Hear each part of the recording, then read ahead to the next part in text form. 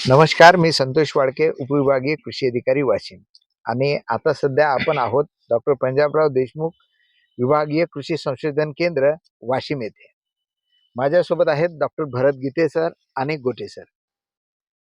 आपण खरीपमध्ये, रब्बीमध्ये सोयाबीनला कंटाळलोय. म्हणजे मोठ्या प्रमाणात आपल्या इकडे सोयाबीन घेतलं जातं आणि आपण पर्यायी पिकाच्या शोधामध्ये आहोत. काही रब्बीमध्ये आपल्याला पर्यायी पिकं मिळाले, चिया सारखे आहे, अश्वगंधा सारखे आहे आणि चांगलं उत्पादन शेतकरी घेत आहेत. सोबतच आपण जवस सुद्धा बघितलेलं आहे. जवस सुद्धा पीक आपल्याकडे चांगलं येत आहे. परंतु आता सध्या आपण ज्या शेतामध्ये उभा आहोत, तर हे पीक आपल्याला खरीपमध्येही घेता येतं आणि रब्बीमध्ये पण पीक घेता येतं. तर आज डॉक्टर भरत गीते सरांकडून या पिकाबाबत सुद्धा आपण माहिती घेणार आहोत. सर, हे पीक कोणतं? तर या पिकाचं नाव राळा किंवा याला फॉक्सटेल मिलेट म्हणतात. बरं मायनर मिलेट मध्ये येणारं पीक आहे. बरं, म्हणजे जे श्री अन्न आहेत हो, त्याच्यापैकी हे एक आहे. बिलकुल अतिशय उपयोगाचं असं. बरं, आणि हे पीक कोणकोणत्या सीझन मध्ये येतं?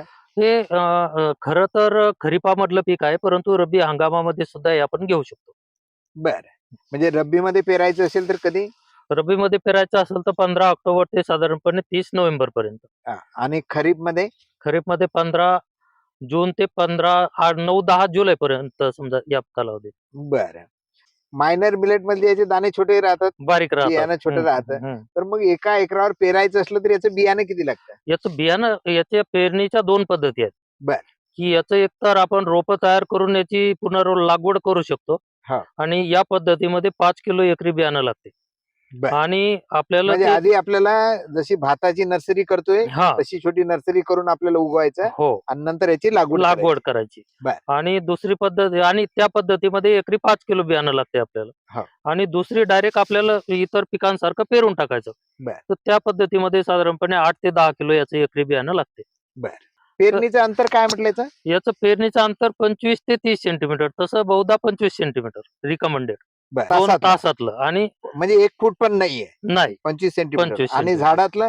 झाडातलं अंतर तसं याच्यामध्ये ते बियाणं स्पेसिफाय केलेलं आहे. झाडातलं अंतर किती आहे ते नाही, गव्हासारखं. बरं, म्हणजे ओळीतलं फक्त अंतर 25 सेंटीमीटर ठेवा आणि बाकी लाईन मध्ये तेवढं लाईन मध्ये पेरून टाका. बरं. आता हे झालं आपलं पेरणीचं. तर एखाद्या शेतकऱ्याला जर समजा आपल्या भागामध्ये घ्यायचं तर कोणकोणत्या व्हेरायटी आपल्या भागासाठी सुटेबल आहेत? रब्बीसाठी काही वेगळ्या आहेत का किंवा खरीपासाठी वेगळ्या आहेत? नाही, अशा वेगळ्या हंगाम वाईज व्हरायटीज नाही आहेत. परंतु साधारणपणे K1 आणि PDKV यशस्वी अशा ह्या 2 व्हरायटीज आहेत त्याच्या चांगल्या आपल्या भागामध्ये येण्यासारख्या. आणि त्याची लागवड आपण खरीप आणि रब्बी हंगामामध्ये करू शकतो. बरं. याला मात्र जनावर खात आहेत? याला जनावर खाऊ शकतात. है ना. म्हणजे हे ज्वारी जसं आहे तर तशा प्रकारे आहे. परंतु ज्वारीला बरेच लोक धांड्याला त्रस्त नाही आहेत, दाण्याला त्रस्त आहेत. हो, म्हणजे ज्वारी एखादी जर लावतो म्हटलं तर पाखरं खातात किंवा जंगली जनावर कंस खातात आणि त्यामुळे नुकसान होतं. तर याला तसं काय आहे का? हो, याला सुद्धा तसं आहे. याला डुकरांचा त्रास होऊ शकतो. तसंच पक्ष्यांचा सुद्धा याला त्रास होऊ शकतो. तर याला म्हणजे पेरणी करताना थोडस कुंपणाची वगैरे सोय असणं आवश्यक आहे. आणि तसंच पक्ष्यांच्या बाबतीमध्ये हे जर शेतकऱ्यांनी जास्त संख्येनं लागवड केली तर मग मात्र पक्ष्यांचा तेवढा प्रॉब्लेम राहणार नाही. बरोबर आहे. आता हे खरीपामध्ये जर लावलं तर पाणी देण्याचं काम नाही, म्हणजे पावसाच्या पाण्यावर हे येतं. बिलकुल. रब्बीमध्ये जेव्हा आता आपण हे पीक घेतोय, तुम्ही हे कधी लावलं आता पेरलंय?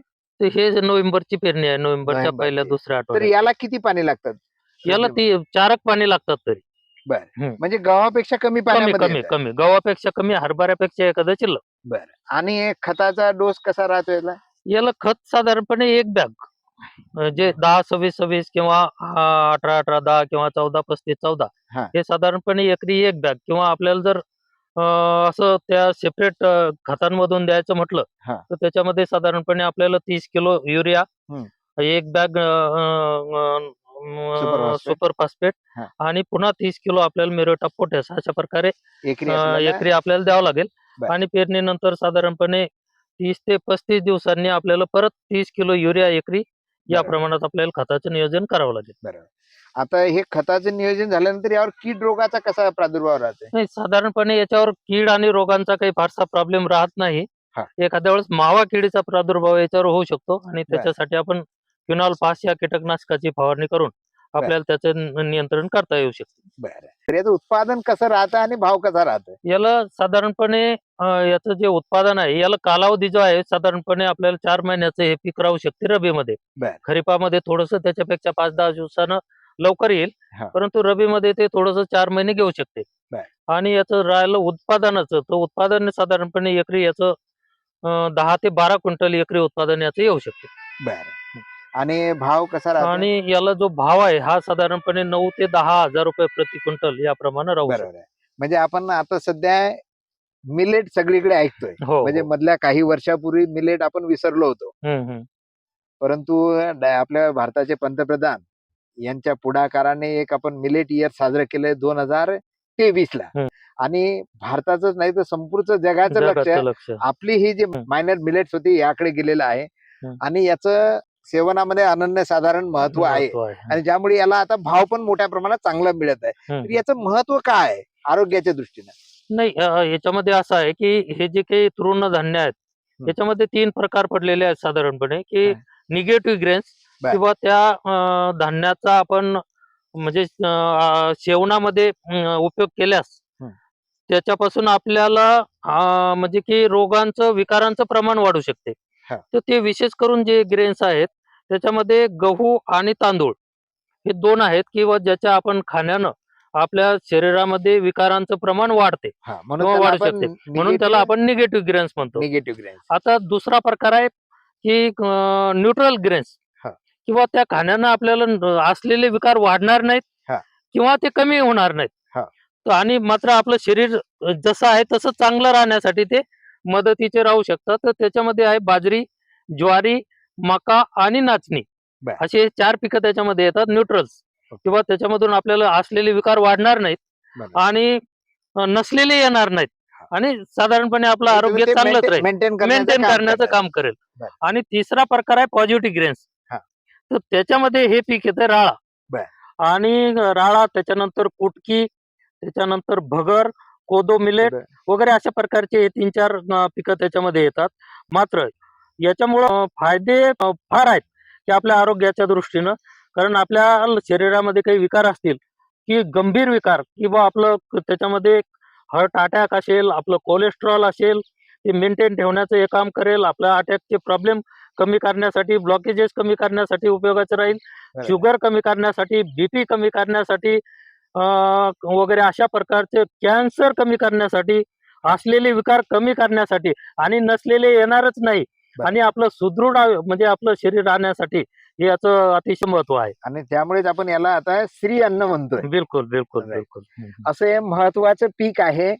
आपल्या भागामध्ये येऊ शकतंय खरीप सीझन मध्ये सुद्धा आणि रब्बी सीझन मध्ये सुद्धा. आणि एकरी किती पिकते म्हटले?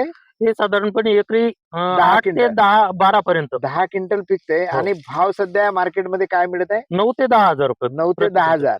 म्हणजे आपल्याला हे सुद्धा 80-90-1 लाखापर्यंत पीक होऊ शकतं. परवडण्यासारखं आहे, निश्चितच परवडण्यासारखं. आणि कमी पाण्यामध्ये पण. हो हो. फक्त मात्र याला जंगली जनावरांचा त्रास आहे, पक्ष्यांचा पण त्रास आहे. परंतु आपण शेतीमध्ये इतर गहू पण पीक घेत असाल त्याला सुद्धा जंगली जनावरांचा त्रास आहे. पण आपण जर स्वतः शेती करताय, रखवाली करू शकत असाल तर नक्कीच हे सुद्धा एक नवीन पीक आपल्यासाठी आपल्या भागामध्ये उपलब्ध आहे.